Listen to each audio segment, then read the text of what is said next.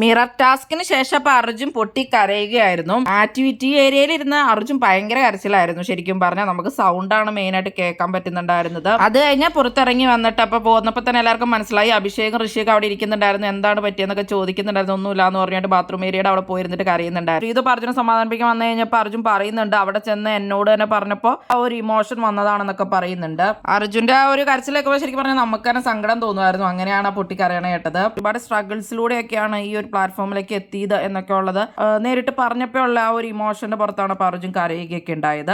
എനിക്ക് കിട്ടിയ എല്ലാ ഒരു ഇതിലും ഞാൻ നന്നായിട്ട് തന്നെ എഫോർട്ട് ഇട്ടു എന്നൊക്കെ പറയുകയുണ്ടായി. മറ്റുള്ളവരൊക്കെ സെറ്റിൽ ചെയ്തപ്പോഴൊക്കെ ഒരുപാട് സങ്കടം തോന്നിയിട്ടുണ്ട്. താനൊന്നും എത്തിയിട്ടില്ല എന്നുള്ള ഇതിൽ ഈ പ്ലാറ്റ്ഫോമിൽ എത്തി നിൽക്കുന്നതിൽ പ്രൗഡ് ആണെന്നൊക്കെ പുള്ളി പറഞ്ഞിട്ടുണ്ടായിരുന്നു. കുറച്ച് പേർക്കെങ്കിലും എന്റെ ലൈഫ് ഇൻസ്പിറേഷൻ ആയിട്ടുണ്ട്, അതിൽ ഞാൻ പ്രൗഡ് ആണെന്നൊക്കെ പറഞ്ഞിട്ടുണ്ടായിരുന്നു. പുറത്ത് എങ്ങനെയാണ് അതുപോലെ തന്നെ ബിഗ് ബോസിൽ നിന്നിട്ടുള്ളതെന്നൊക്കെ പറഞ്ഞു. ജെനുവിൻ ആയിട്ട് തന്നെയാണ് നിന്നിട്ടുള്ളത്. അങ്ങനെ മിററിൽ പോയി കെട്ടിപ്പിടിക്കുകയൊക്കെ ചെയ്തിട്ടുണ്ടായിരുന്നു. പറഞ്ഞുകൊണ്ടിരിക്കുമ്പോൾ തന്നെ സങ്കടപ്പെട്ടിട്ടൊക്കെയാണ് പറയുന്നുണ്ടായിരുന്നത്. അത് കഴിഞ്ഞപ്പോഴാണ് പൊട്ടിക്കരഞ്ഞത്. എന്തായാലും ജെനുവിൻ ആയിട്ടുള്ള ഒരു പേഴ്സണാലിറ്റി തന്നെയാണ് അർജുൻ എന്നാണ് തോന്നിയിട്ടുള്ളത്. എന്താണ് നിങ്ങൾക്ക് അർജുനെ പറ്റിയുള്ള അഭിപ്രായം?